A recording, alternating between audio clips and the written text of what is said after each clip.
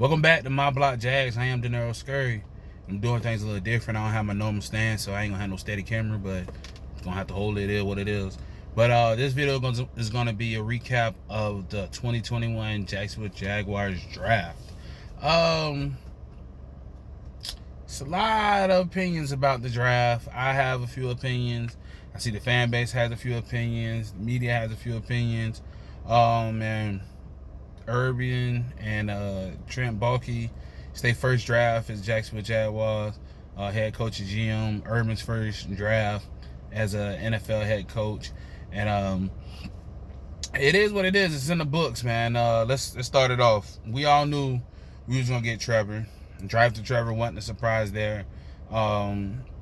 He's getting these endorsements from these small town little Ford dealerships and shit like that. I mean, the news has came out of some of his endorsement deals and the amount of money he's making. So, small town, small endorsement deals, all that good stuff going on for him. But we knew he was going to be the number one, so that wasn't a big surprise. Like a lot of people thought when a lot of people thought when you get Trevor, you have to build the team, build the line, build around him because he's a generational talent. He's the quarterback of the future. He's our franchise quarterback for the next 10 to 15 years. That's how we're looking at it. So everyone thought, all right, it's time just to build out Trevor. Second first round pick, I made a video saying, what should we do? Should we go first? Or should we go offensive line? Should we go for a different position? Should we reach? Should we trade out? You know what I'm saying? Different people talking about different things. We didn't really know what we was going to do as far as the fan base. But Urban and Trent Baalke went ETN, the Clemson running back, with the 25th pick in the first round. I feel some type of way about that. I'm not even going to lie. He is good. He is a good, talented player. But we also have a Pro Bowl running back in James Robinson. And he was a rookie. He's undrafted, so contract cheap. He's here. So why would we draft a running back in the first round? Not to mention, we just got Carlos Hyde. We paid him $6 million to come here as a free agent. So why would we draft ETN in the first round when he was going to be there in the second round? We had the first pick in the second round, the 33rd pick. You could have used that first round pick, in my opinion, to draft a defensive tackle out of Alabama. You could have used that pick to draft a safety out of TCU. You could have used that pick to draft an offensive lineman at that. You know what I'm saying? A more talented offensive lineman. It was very strange to me that we chose running back ETN with our second first round pick. But that's who we got. That's who Urban and Trent Baalke thought was the best player right there. With our first pick in the second round, we drafted Tyson Campbell, fast cornerback from Georgia. I think he ran like a 4.27 at this pro day. A lot of people was talking about how fast he was and everything when his 40 came out. And I seen people in the Jaguar family talking about him, or Jaguar community talking about him and stuff like that because he has a fast 40. They say he's versatile. He can play outside, he can play nickel. So who knows how that's going to work out with him and CJ Henderson. If they're going to put him at the nickel, or they're going to have CJ and Griffin, Shaquille on the outside, or they're going to have CJ and this rookie battle it out for the number 2 position, number 2 cornerback. We don't know. I am intrigued. I am excited to see how that goes. CJ, he's in his feelings. He unfollowed the Jaguars on Instagram. That's some new thing. That's some new shit that these young cats doing. They unfollowing the Instagram page as if their place of employment ain't gonna say the team. So I don't understand the logic of doing that. Like, that's just to subtle make a noise. Like, you know what I'm saying? Do it real slight and silent and subtle to make a noise. But I wouldn't read into that because he ain't going nowhere. I mean, you in your second year. You just got drafted last year and you didn't play that well your rookie year. So I mean, due to injury and all that, but you also didn't play that well, so you really don't have a ground to stand on. So I wouldn't even read into that if I was anybody. I just wouldn't read into that. Our second round pick. Now this is where it got a little more strange. We drafted Walker Little out of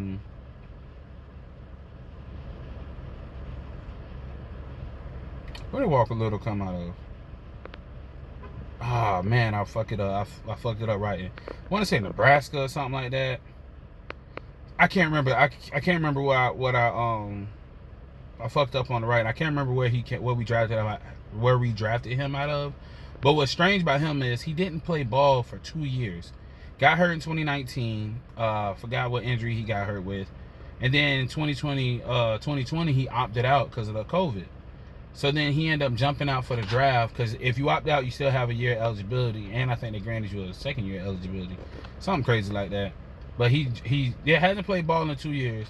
He jumped into the draft. I don't know if he played in the Senior Bowl or not, but he must be good if he's been out for 2 years and they projected him go second round, and he got drafted in the second round. He's real big, 6'8", tackle. So I don't know. I really don't know what they seen in him for him not to play in 2 years, but he's a big guy. He's gonna protect Trevor's blindside, he's going to protect Trevor's blindside left tackle. But I really want to know more about him. Why did we draft him if he hasn't played ball in 2 years? That was kind of strange. And then not to mention that the very next pick after we drafted him was Clemson's left tackle got drafted. So why didn't we go after the Clemson's left tackle? Is this guy that is more talented than Clemson's left tackle? Then I'm saying the guy who was blocking for Trevor for the last 3 years, is he more talented than him? Like it's strange to me. That was a very strange pick. But I mean that's how they doing. I don't know. They got a game plan when it came to this draft. We just don't know it. In the third round, we drafted Andre Sisco out of Syracuse, a safety. Again, another strange pick. Granted, we need help in the secondary, but this cat just tore his ACL 6 months ago.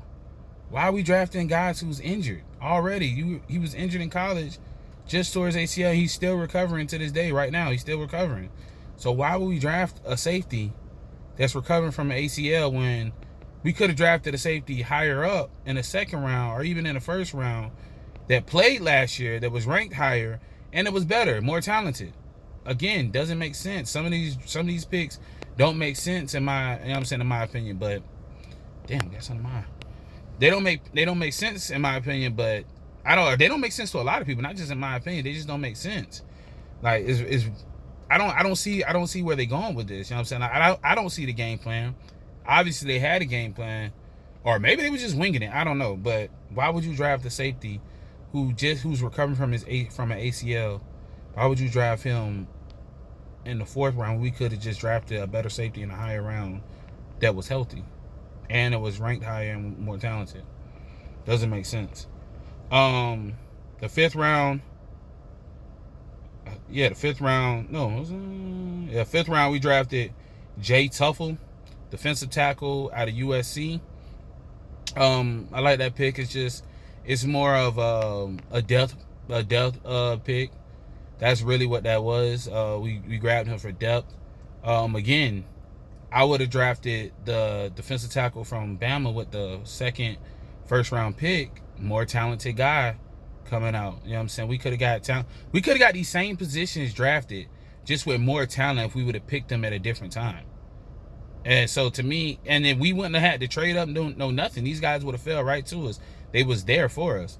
I would have picked Buddy from Bama in the second with the second pick instead of waiting until the fifth round to grab a defensive tackle. I think we had another fifth round pick, Jordan Smith out of UAB. I think he was at Florida, got dismissed for some credit card shit. It's probably that same shit Cam Newton and all them boys was doing, credit card stealing, all that. He got dismissed from Florida, so he went to UAB, edge rusher. So Urban's trying to go with people he's familiar with, either by him being at Florida, he had some type of familiarity with him, something like that. I.e., that's why he got Carlos Hyde, went to Ohio State, he coached him and whatnot. And again, speaking of Ohio State, you got Luke Farrell, who's a tight end. Tight end position has been the weakest on our team for years, and we decided to trade our young tight end who we didn't get to see because he was hurt, and we ended up trading him. We signed some blocking tight end out from Carolina, can't remember his name, and now in the draft everyone was expecting us to address the tight end position, and we did. We addressed the tight end position, but he's more of a blocking tight end. He's more, from what I've seen, he's more of a blocking tight end, not really a big receiving tight end. I think he only had like 300 something yards receiving last year. So that's who we drafted. Does it fill that gap of tight end that we had? Absolutely not.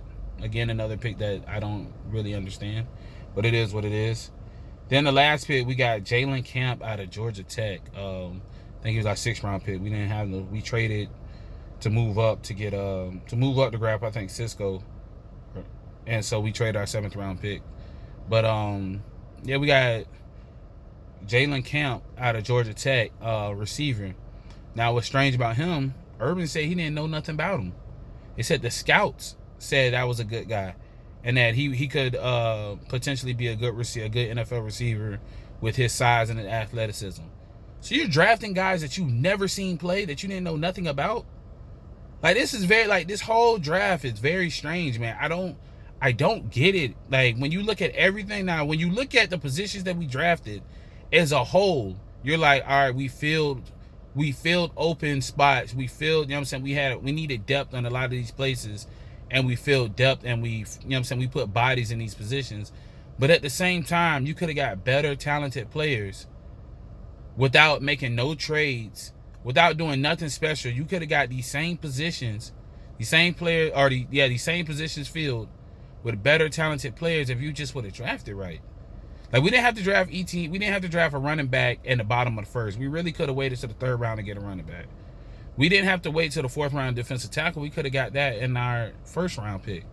We didn't have to wait till the 4th round to get a safety. We could have got that with one of our 2nd round picks. Either one of the 2nd round picks, we could have got a defensive tackle and a safety. We didn't have to wait till the 6th round to get a receiver. We could have got one earlier. So again, like, some of these picks don't make sense. And again, like, were they quality picks?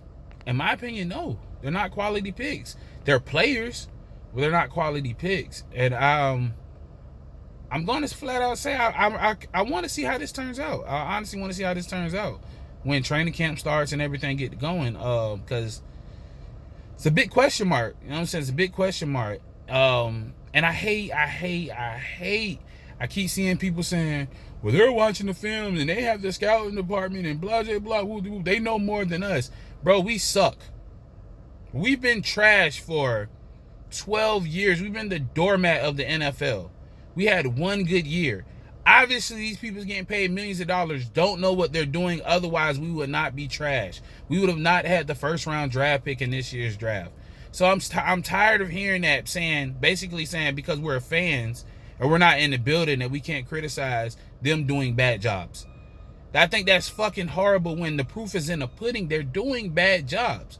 So us as fans who spend our money to go to these games, to buy the apparel, shirts and shit like that, who support the team year after year, yes, we can fucking criticize them for the bad picks, and we can have an opinion for the bad picks that they do make, and all the bad coaching and all the bad free agency and all the bad moves that the team makes. We can criticize that because we are fans and we're tired of losing and we want to see something better.